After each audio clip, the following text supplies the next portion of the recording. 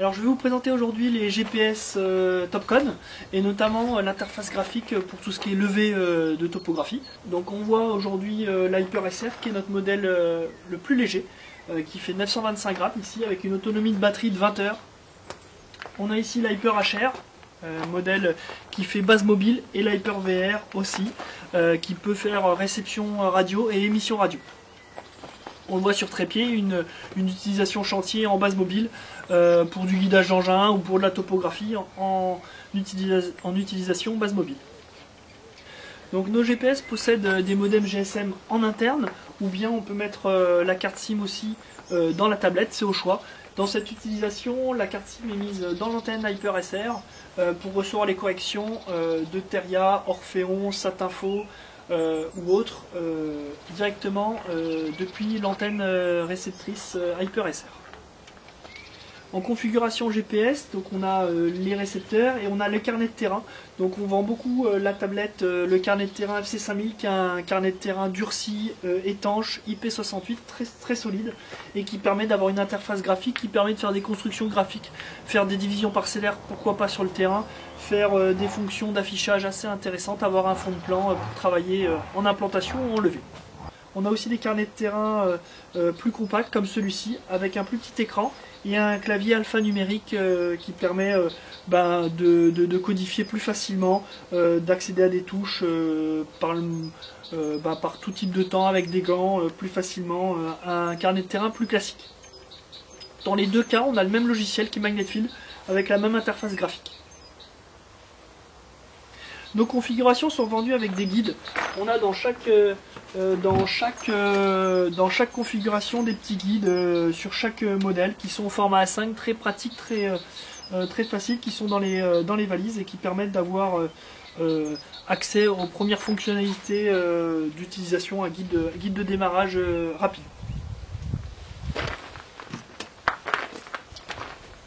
Donc là j'ai démarré la tablette. On voit l'écran de démarrage ici, vous pouvez le voir dans une autre vidéo où je présente un petit peu les menus. On va aller directement dans le mode de levée pour voir un petit peu comment est configurée l'interface de levée. Donc pour ce faire, on clique sur lever, point de détail. Donc là on est sur l'interface de levée, on le voit, donc on voit ma position. J'ai mis en fond de plan une image Bing, c'est l'image satellitaire donc qui est directement téléchargée.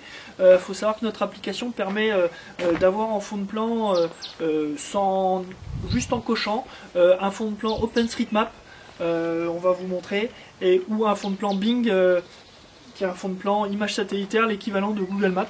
Pour ce faire, je vais dans le petit bouton paramétrage ici, et dans fond, là je vais choisir le fond de plan que je veux. Donc Bing, là j'étais sur Bing avec l'image satellitaire, le nom des rues aussi sont présents, ou OpenStreetMap ici qu'on va afficher.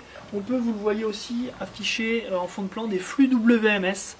Ça c'est une nouvelle fonctionnalité. Flux WMS, c'est les collectivités, les grandes métropoles qui ont des flux, ou le géoportail, des flux WMS qui permettent directement sur le terrain d'avoir ce genre de données. Ces données sont téléchargées sur la tablette, soit au bureau et sont mis en cache sur le terrain avec la zone téléchargée, soit directement sur le terrain à partir d'une connexion internet. Donc là on va voir le fond de plan OpenStreetMap, donc je valide. Donc voilà, là on voit le fond de plan OpenStreetMap avec le nom des rues, les parcelles, on voit certaines données qui peuvent être intéressantes. En fond de plan, on peut mettre aussi des images géotiffs qui sont déjà géoréférencées dans le système de projection. On peut mettre des fichiers DXF bien sûr, mais surtout des fichiers DWG, et ceux dans les derniers formats 2019 notamment. Format DWG avec toutes les couches, tous les calques, tous les textes, tout est présent en fond de plan. On peut mettre aussi des fichiers DGN, microstation, et on peut mettre plusieurs fichiers en fond de plan, tout ça s'imbrique bien, et on peut afficher soit l'un soit l'autre. Donc comme expliqué, on peut mettre pas mal de fichiers graphiques en fond de plan, mais ils ont beau être en fond de plan, on peut très bien interagir avec les éléments, les lignes, les blocs AutoCAD, les droites, les cercles, les points, bien sûr, tout est interactif dans le plan et on peut tout implanter, tout lever. Là je suis sur l'interface du logiciel en mode GPS, donc on voit en haut à droite les éléments de précision de mesure. avec tout à gauche 0 secondes. Donc quand on aura 0 ou 1 seconde, c'est que le flux de correction arrive en temps réel, en flux continu. On va le voir en GPS, c'est important d'avoir des données qui arrivent en flux continu avec un bon modem GSM et un bon réseau. Donc ça va être important de voir. On va pouvoir diagnostiquer quand on a un problème de précision, savoir si ça vient du flux de données qui n'est pas assez fréquent, qui n'arrive pas en flux continu, ou est-ce que ça vient plutôt des masques. Donc là on le voit, je suis en flux continu. Ensuite je suis bien sûr en RTK fixe, et j'ai un HRMS de 2,8 cm et un VRMS de 5,1. Donc effectivement là on voit, on a un HRMS et un VRMS affichés ici. On a ensuite le nombre de satellites, donc 12 satellites visibles et 12 utilisés pour le calcul. Et ensuite on a les indications de batterie. Donc ce qui est intéressant, c'est voilà, le 0 seconde, le flux continu, c'est l'âge des corrections. Donc ça c'est très important et on l'a en direct visuellement sur l'interface tout le temps, lors du lever, lors de l'implantation, tout le temps. En bas, à gauche, on a des fonctions qui sont, on a des affichages qui sont paramétrables. Donc on a le nom du point. Donc là, sur le prochain point, va s'appeler borne 103. Ensuite, on a le PDOP, le GDOP. On peut afficher plusieurs informations ici, on choisit en cliquant dessus facilement. Ensuite, en dessous, on a la hauteur de canne, donc ici qui est identifiée à 2 mètres. Donc ensuite, on a le code. Donc on peut associer au point un code, bien sûr. La codification, on l'a ici, donc elle est paramétrée d'office dans l'interface. Chacun peut paramétrer sa codification. On peut importer une codification de Mensura ou Covadis, mais il faudra bien rechecker tous les éléments, les textes, les accents, tout ça à rechecker. Mais voilà, on a la codification avec un champ de description. Bien sûr, on peut venir taper n'importe quel code si on n'a pas de codification ou si notre objet n'est pas dans la codification. On va pouvoir taper notre code ici, Fildo par exemple. On est sur un clavier alphanumérique comme on le voit ici, mais on peut basculer en mode numérique ici pour des codes qui seraient juste numériques. Et puis un mode aussi calculette avancée scientifique.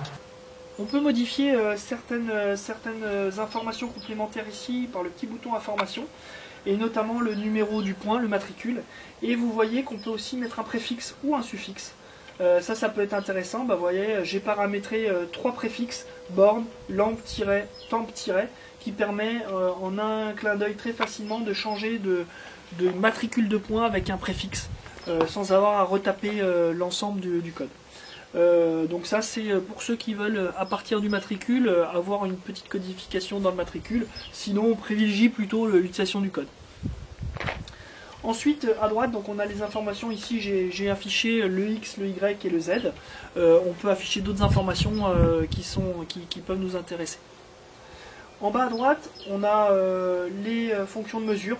Donc la disquette qui permet de faire une mesure rapide, la mesure classique en mode GPS. C'est l'équivalent d'appuyer sur la touche entrée de la tablette, du carnet de terrain. Et juste à gauche avec le petit bonhomme, on va faire une mesure précise.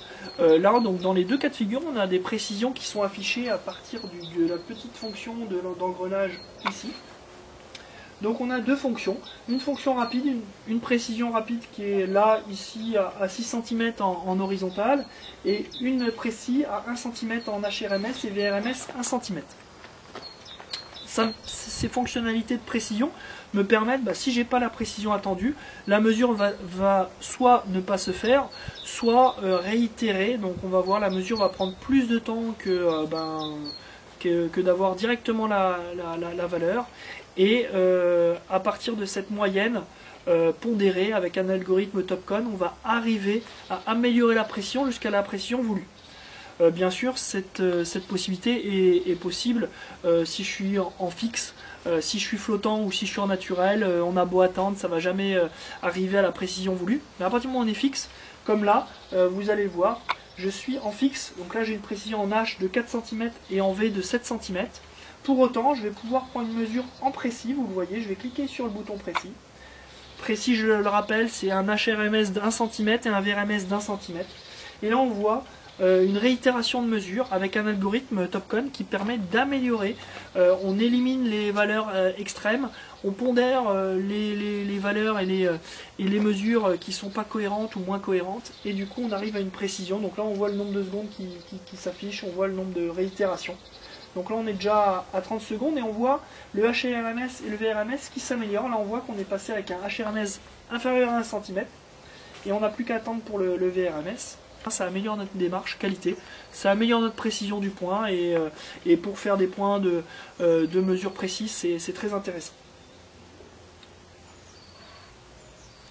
Et on le voit, le logiciel à chaque moment donné, donc là on était là on est proche d'un bâtiment, donc on était à 4 cm à peu près de précision, donc là on voit que ça réitère pendant assez longtemps, donc là on est à 1 minute 20, voilà, il a réussi au bout d'1 minute 20. Mais dans des configurations plus faciles, plus aisées, avec une hauteur de canne un peu plus élevée et moins de bâtiments, on aura eu une mesure plus rapide en peut-être 10-15 secondes ou peut-être encore moins. Donc en fait le logiciel s'adapte et améliore la précision pour atteindre la précision et il s'adapte en conséquence de la précision à l'endroit et à l'instant donné. Sur rapide, une mesure rapide, en cliquant sur rapide, on voit la mesure est instantanée. J'ai demandé 6 cm, je suis dans les 6 cm, bon bah voilà, ça mesure en instantané. L'interface à droite, on le voit avec des boutons zoom plus, zoom moins, zoom rectangle qui permet de zoomer sur une zone. Donc voilà, on zoome sur une zone. Zoom étendu qui zoome sur l'ensemble du chantier. Les calques, bien sûr, on a importé un fichier, peut-être, on a levé des points, bien sûr les points sont levés à partir de la codification sur les bons calques, avec la bonne symbolique de couleur, de style de trait, et on les remarque ici, les calques, soit importés, soit créés, parce que des objets étaient présents dessus, donc on a les calques, les couleurs de calque, et puis savoir si le calque est affiché ou pas, on l'affiche ou on le désaffiche en cliquant sur ce petit bouton. On a l'affichage ici, le zoom sur un point connu, donc on clique ici et on va sélectionner un point, ça va zoomer la carte sur ce point, et la vue 2D ou la vue 3D, parce qu'on peut basculer en vue 3D. Pour vous montrer la vue 3D, je vais vous ouvrir un autre plan. On va avoir une petite vue 3D faite à la station Total. Donc voilà, je clique sur la petite vue 3D et on voit un levé de façade qui a été fait à la station GT. Et donc c'est assez sympa de visualiser la prise de points, on voit les points qui s'affichent, les traits qui s'affichent en 3D, comme ça peut être intéressant. Pareil, ça peut être intéressant pour tout ce qui est réseau, voir la pente si elle est dans le bon sens, ou pour tout ce qui est talus, MNT, modèle 3D. La barre à droite avec le zoom plus, zoom moins peut être personnalisée. On peut venir à partir de cette fonction là et ensuite ici personnaliser, mettre les fonctions qui nous intéressent, des fonctions d'éditer des points, fonctions de suppression de points, fonctions d'affichage du carnet de terrain. Quand on va lever un objet de type ligne, donc par exemple ici on va prendre l'objet par exemple voirie, là on est sur un objet ligne, donc on voit l'indication de l'objet ligne. On va lui identifier un numéro de ligne parce que quand on aura plusieurs lignes du même type, on va pouvoir basculer de l'une à l'autre facilement. Donc ça c'est le numéro de ligne. Et ensuite ici, donc par défaut on est en mode segment, mais on peut basculer en mode arc, départ arc, fin arc pour passer en arc. On peut aussi faire des objets cercles par 3 points ou par 2 points à partir du centre et du rayon.